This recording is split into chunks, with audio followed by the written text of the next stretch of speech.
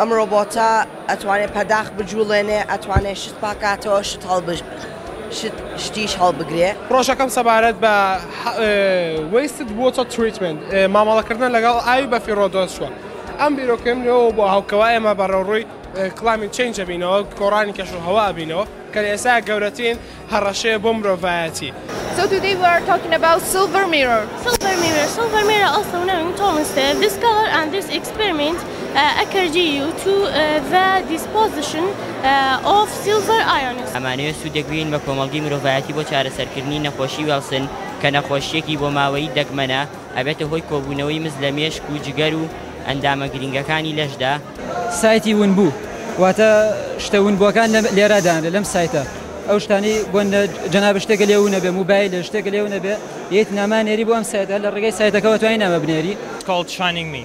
So fast forward to where I got this idea of the app. In our culture, in our daily life, we have a really big problems with handling mental health issues. ومن أمره بروجرام دروس كده بدروس كني وسي كهرباء بهواء.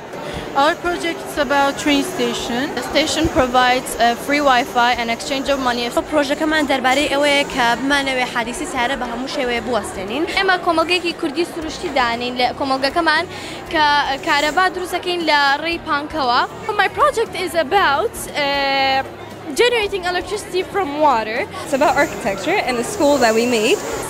To make a new design for high school. Project كيما protective system كدرباري security شون بتوانين مالكان بپارێزین. ئەمە میکانیزمەکەیە کە لێرەوە لێزەرێکە کە پوینت خراوەتە سەر ئەم ڕفلکتەرانە کە ئێمە ئاوێنەمان بەکارێنە ئەم ئاوێنانە یەک بە یەک ئەیگوازێتەوە. So we will be talking about cryonics.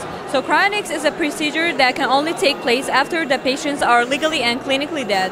Yeah, and cryonics procedure may begin within minutes of death.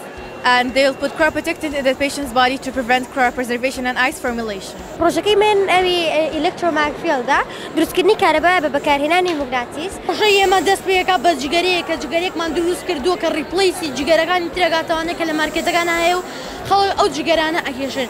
ئەو جگەرانە پڕ لە مادەی زیان بەخش و ئێمە ئەم جگەرەیەمان دروست کردووە کە ئەم جگەرەیە ریپلیسی ئەم جگەرەیە جگەرەکە ئێمە هەر وەکو هەمان شت دامان ناوە بە دوو جگەرە یەک تۆزی زەرد نەبوو یەک تۆزی زەرد بوو ئەویش بەهۆی ئاگرەکەوێتی کە دۆزە خوارەوانێ لە وەرەخار دروستمان کردووە کەسانی کە جگەرە ئەکێشن ئەمەد ئاخیکەنەوە و چۆمڵی واز لە نیکۆتین و مادە خراپەکانی کە واز بێنن و ئەمە بەکاربێن لەبەر ئەوەی باشترە بۆ سیەکانی.